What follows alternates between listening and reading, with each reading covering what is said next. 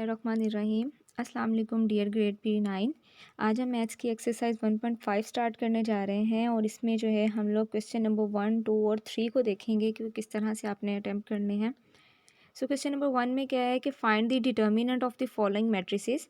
Different matrices given है आपको, उसका आपने डिटर्मिनेंट फाइंड करना है। ठीक है, तो डिटर्मिनेंट देखिए कैसे करते हैं कि क्योंकि अभी अब मैट्रिक्स जो है वो ए गिवन है, तो डिटर्मिनेंट ऑफ ए, इसको या तो आप डिटर्मिनेंट ऑफ ए इस तरह से भी लिख सकते हो या फिर आप इस तरह से भी लिख सकते हो कि दो इस तरह से, जिस तरह ये लाइंस लगी हुई हैं ए के गिर्द आप यूँ ऐसे लाइंस लगा लीजिए और वो भी डिटर्मिनेंट ऑफ ए को ही शो करता है। ठीक है, और सबसे बड़ी बात ये है कि ये अभी जो है वो हमें मैट्रिक्स गिवन है। जब हमने इसका डिटर्मिनेंट लेना है तो आपने यहाँ पर देखिए ब्रैकेट है, ठीक है, लेकिन जब डिटर्मिनेंट लोगे तो आप वो स्ट्रेट लाइंस आएंगी। अगर आप स्ट्रेट लाइन नहीं लगाओगे तो वो क्वेश्चन जो है ना वो आपका वहीं पे गलत हो जाएगा, उसको आगे सॉल्व ही नहीं किया जाएगा। ठीक है, तो इस चीज़ का बहुत ध्यान रखिएगा। हमेशा स्टूडेंट्स ये गलती कर जाते हैं कि ब्रैकेट्स लगा देते हैं। यहाँ पे ब्रैकेट्स नहीं आपने लगानी, बल्कि क्या है, स्ट्रेट लाइंस लगाओगे। ठीक है, मैट्रिक्स वही है, उसमें कोई चेंजिंग नहीं आई है।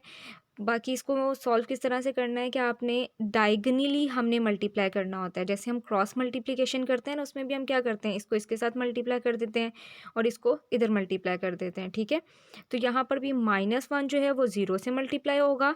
-1 0 से मल्टीप्लाई हुआ, बीच में माइनस का साइन आएगा और फिर ये डायगनली मल्टीप्लाई होंगे। 1 किससे मल्टीप्लाई होगा, 2 से मल्टीप्लाई होगा। ठीक है, यानी कि ये डायगनली इससे मल्टीप्लाई होंगे और इधर वाला डायगनल जो है वो इससे मल्टीप्लाई होगा और सेंटर में हमेशा माइनस का साइन आएगा। ठीक है, ये डिटर्मिनेंट फाइंड करने का तरीका है। अब यहाँ पे देखिए -1 जो है वो 0 से मल्टीप्लाई हो रहा है और आपको पता है कि 0 से जब भी कोई टर्म मल्टीप्लाई होती है, वो चाहे छोटी हो बड़ी हो कुछ भी होती है, तो वो 0 हो जाती है। ठीक है, तो ये तो 0 -2 आ गया, तो 0 -2 आपके पास क्या आंसर आ गया, -2 ऑब्वियसली। ठीक है, बस ये आपका डिटर्मिनेंट ऑफ ए फाइंड हो गया। ठीक है, सिमिलरली आगे एक और देख लेते हैं। B is equals to this matrix given है, इसका भी हमने डिटर्मिनेंट फाइंड करना है। डिटर्मिनेंट के लिए आपके पास पहले देखिए आपने स्ट्रेट लाइंस लगा दी, लाइंस लगाने के बाद फिर हमने डायगनली जो है वो मल्टीप्लाई कर दिया। 1 जो है वो -2 से मल्टीप्लाई हो गया, बीच में माइनस का साइन आ गया, एंड 3 जो है वो 2 से मल्टीप्लाई हो गया। ठीक है, 1 जब -2 से मल्टीप्लाई होगा तो ऑब्वियसली -2 आएगा, -6 आ गया। -2 -6 कितना होता है, -8, क्योंकि माइनस माइनस क्या होता है, प्लस होता है।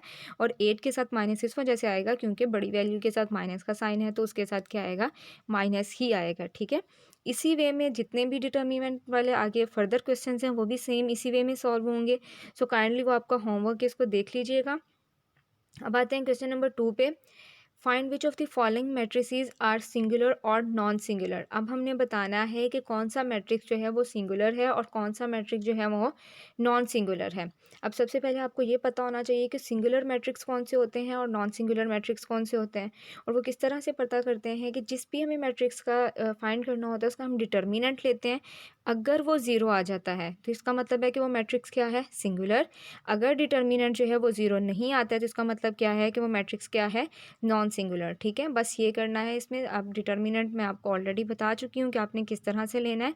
अगर बस डिटर्मिनेंट का आंसर 0 होगा तो मैट्रिक्स क्या हम लिखेंगे कि मैट्रिक्स इज अ सिंगुलर, और अगर डिटर्मिनेंट जो है वो नॉन ज़ीरो होगा यानी कि उसका आंसर 0 नहीं आएगा, जैसे नीचे वाले क्वेश्चन में 5 आंसर आ रहा है, तो इसका मतलब है जो मैट्रिक्स बी है वो क्या है, नॉन सिंगुलर मैट्रिक्स है। ठीक है, बाकी डिटर्मिनेंट लेने का वही तरीका कि यहाँ पर जैसे है कि 3 को 4 से मल्टीप्लाई करेंगे, बीच में माइनस का साइन आएगा, देन 2 जो है वो 6 से मल्टीप्लाई होगा, तो 12 - 12 कितना हो गया हमारे पास, 0। और so A is a singular matrix, similarly B is not a singular matrix, non singular matrix. ठीक है, क्वेश्चन नंबर 3 में क्या है कि फाइंड द मल्टीप्लिकेटिव इन्वर्स। अब हमने मल्टीप्लिकेटिव इन्वर्स फाइंड करना है।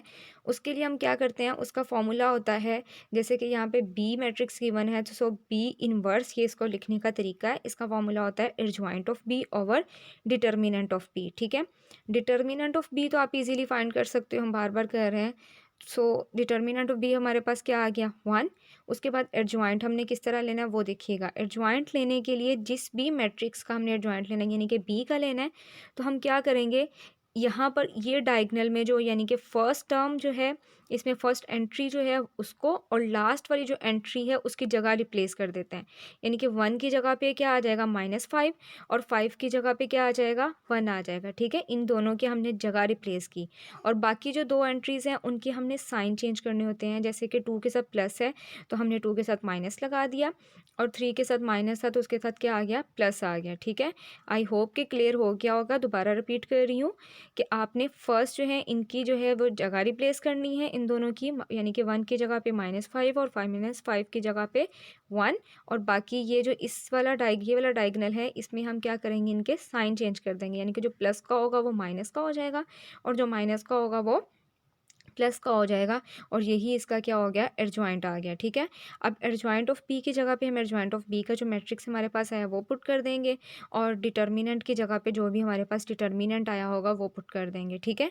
अब यहाँ पर तो ऑलरेडी डिटर्मिनेंट 1 आ रहा है तो सो यहाँ पे हम जब 1 को डिवाइड करेंगे इस सारी एंट्रीज़ के साथ तो कोई फ़र्क नहीं पड़ेगा, क्योंकि आपको पता है 1 के साथ डिवीजन कोई ऐसा हमारे फ़र्क नहीं डालती है किसी भी नंबर पर, ठीक है। इसके अलावा अगर आपका कुछ और डिटर्मिनेंट आ रहा है, फॉर एग्जांपल 2 या 3 आ जाता तो हम यहाँ पे क्या करते हैं नेक्स्ट स्टेप में इसकी हर एंट्री के साथ उस 2 या 3 जो भी डिटर्मिनेंट आ रहा है उसको हम डिवाइड कर देते हैं, यानी कि -5/2 -2/2 और उसके बाद जो मज़ीद कटिंग हो रही हो तो कर देते हैं सिंप्लीफाई उसको करके, फाइनल वही हमारा क्या होता है आंसर होता है, ठीक है। इसी तरह से इन्वर्स के बाकी क्वेश्चंस भी आपने सॉल्व करने हैं। जस्ट आपने जो भी मैट्रिक्स आपको गिवन है उसमें उसका एडजॉइंट लेना है, उसका डिटर्मिनेंट लेना है, एडजॉइंट ऊपर आएगा, डिटर्मिनेंट उसका नीचे उसके साथ डिवाइड कर देंगे और वही वो आपका क्या होगा फाइनल आंसर होगा। And thank you for watching. अल्लाह हाफिज़। अपना बहुत सारा ख्याल रखिएगा।